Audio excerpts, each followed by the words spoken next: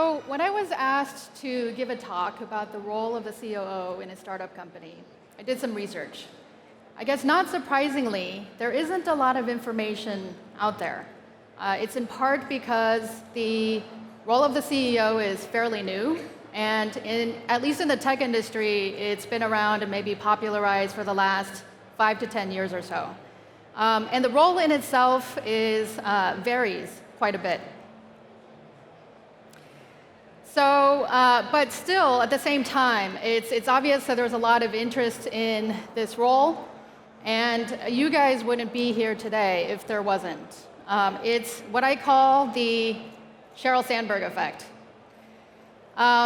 This happens to be my definition of it, but essentially it's the interest in the role of the COO, but typically by CEO founders, by board members, by the market in general, because they are thinking about it in part as a solution to the inevitable chaos and inevitable sort of growing pains that come with that's inherent in startups.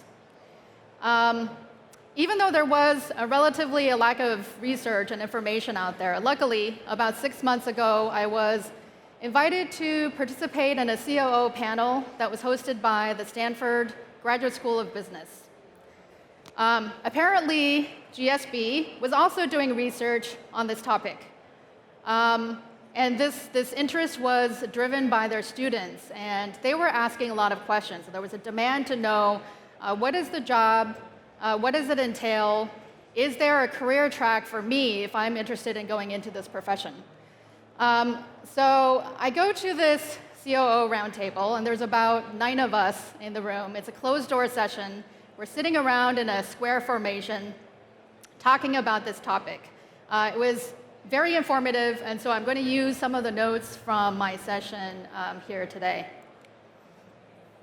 So first of all, why does a high-growth startup need a COO in the first place? When I joined PicsArt almost a year and a half ago, the company was already experiencing some growing pains. It already had 300 people at the time. There were 3 different offices, global offices. And today, as the person who introduced me mentioned, we're approaching 500 employees, 6 different global offices, including 2 in the US, Moscow, Beijing, Tokyo, and a massive R&D center in Armenia, and an installed base of more than 600 million. So could PicsArt have gotten to where it is today without a COO? The answer is yes. It could have, for sure. But I can tell you that it probably would have taken longer. It probably would have seen a lot more diversions along the way, and it definitely would have seen a lot more turnover. The third category that's very important for why a startup would need a COO in the first place is and maybe the most important, in my opinion, is that it's extremely important, especially for a high-growth startup, to hire the right people in the key roles at the right time. It's so important that I'm going to tell you a little story about one of my favorite entrepreneurs. His name is Jared Friedman. He's the co-founder and former CTO of a company called Scribd. He's now a partner at Y Combinator. Jared had this very great reputation at Scribd for having a really great engineering org. So I went to him one day and I said, Jared, what is your secret for hiring really great engineers and for maintaining such a great culture in the engineering team? And he looked at me very seriously and said, I only have one rule. And that rule is no assholes and no crazies. This is a very simplified version of hiring the right people in the key roles at the right time. But it does reinforce the importance of culture, fit, and so on. So yes, no assholes, otherwise known as no assholes and no crazies. So what are I think for the most part, it seems like people are in agreement that a lot of times it is very helpful to have a COO in a fast-growing company. But what are their areas of responsibilities? Those may vary more broadly. So in our COO roundtable at Stanford, the responsibilities or the types of COOs typically fell into one of three buckets. The first bucket was what I refer to as the non-CEO co-founder. These are people who typically they don't have technical background, so they won't be a CPO or a CTO, but they do have a business acumen, and a lot of times their roles will vary, probably in this bucket the most out of any other. And it's mostly because of the nature of early stage startup, so which is typically less money, less people, less time, resources, et cetera, versus the later stage. These people may be on one day ordering office supplies, the next day they may be leading a round of funding discussions for Series A. The next category is the experienced executive for non-experienced CEO. So this is a category that I would fall under, for instance. Except in my case, the Havana Savoyan, who is the CEO founder of PicsArt, was an experienced entrepreneur. He's started and sold 5 different companies prior to PicsArt, although in those cases, those were B2B companies and nowhere near the scale of PicsArt. This is a category that's more typical of mid to late stage, where it's very important to apply more business rigor to all aspects of the company, from strategy to process to operations. The last category is what I call process creators.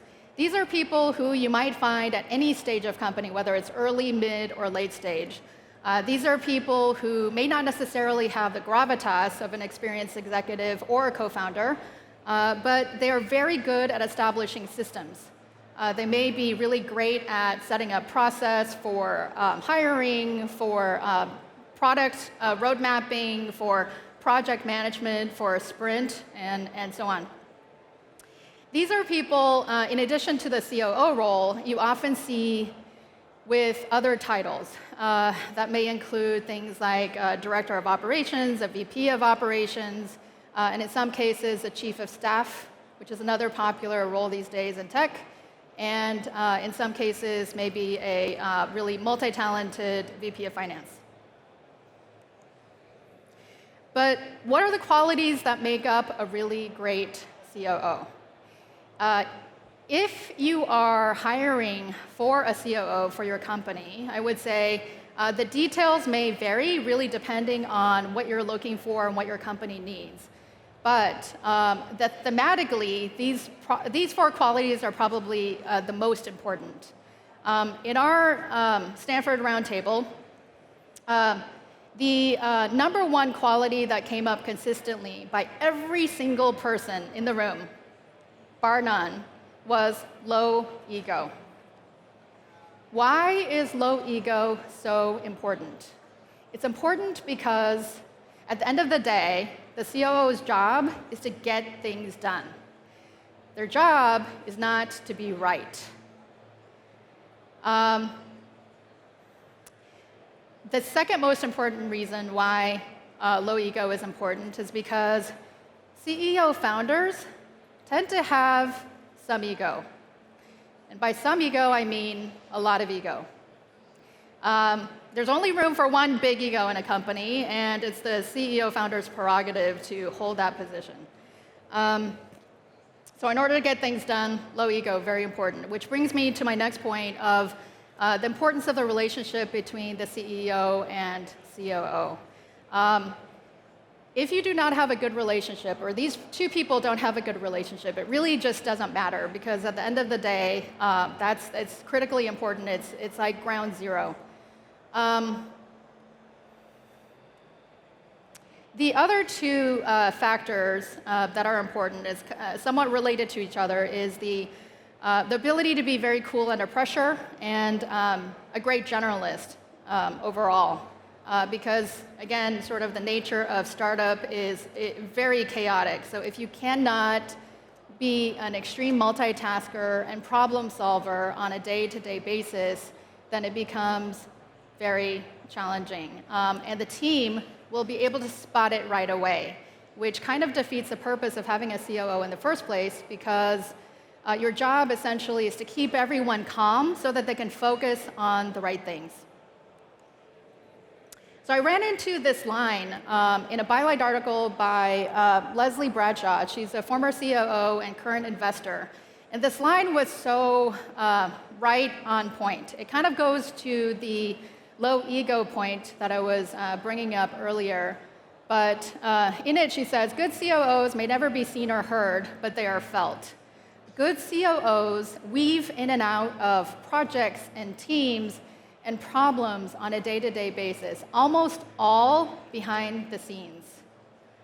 So I'm standing in front of you right now, and I can tell you that I'm really not in my element, and I feel very uncomfortable. So, very uncomfortable. So what are some of the other challenges of a startup COO?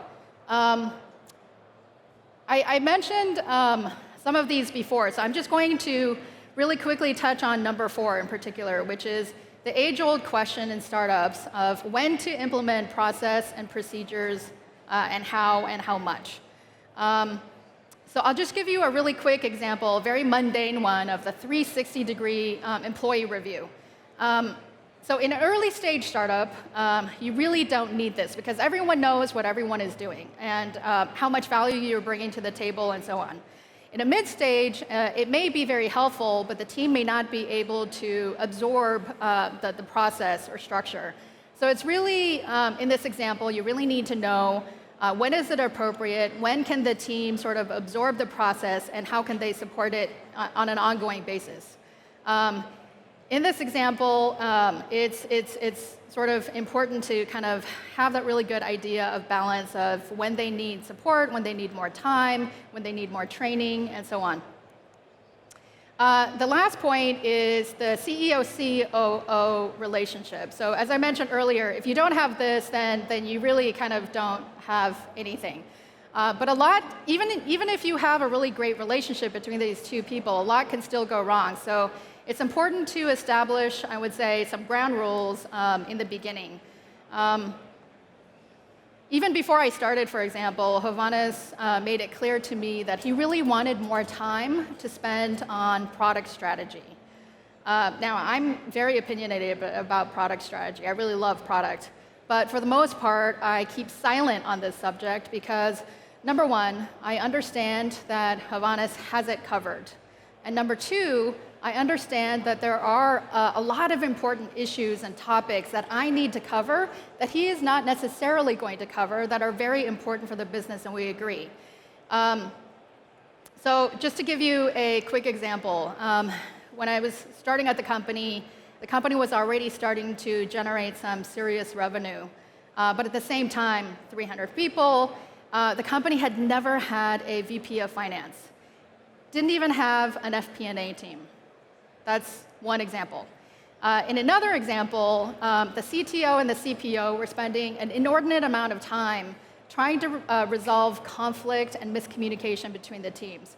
Really colossal waste of time on their part because it meant that they didn't have the time to focus on the stuff that really mattered and that they could uniquely be able to handle. So these are just two examples of areas that I was really focused on that was a clear division of labor on our part. And I'm happy to tell you that our finance team is really awesome right now. But regardless, there's always going to be some level of conflict. To manage that conflict, one of the most important things is ongoing communication. Just to make sure that you're on the same page. Are you focusing on the right things? Are you communicating the same things to the team? And so on. But I think at the end of the day, maybe what matters more than anything is whether you have a sense of humor, a sense of fun, and more importantly, low ego in this whole thing, because startups are really hard. They're really hard. So if you can enjoy the journey, enjoy the process, enjoy the people that you are on that journey with, then I think you'll definitely be winning 99% of your battles. So I'm happy to answer any detailed questions that anyone has in the follow-up Q&A, but I wanted to take the opportunity to say thank you for your time and interest.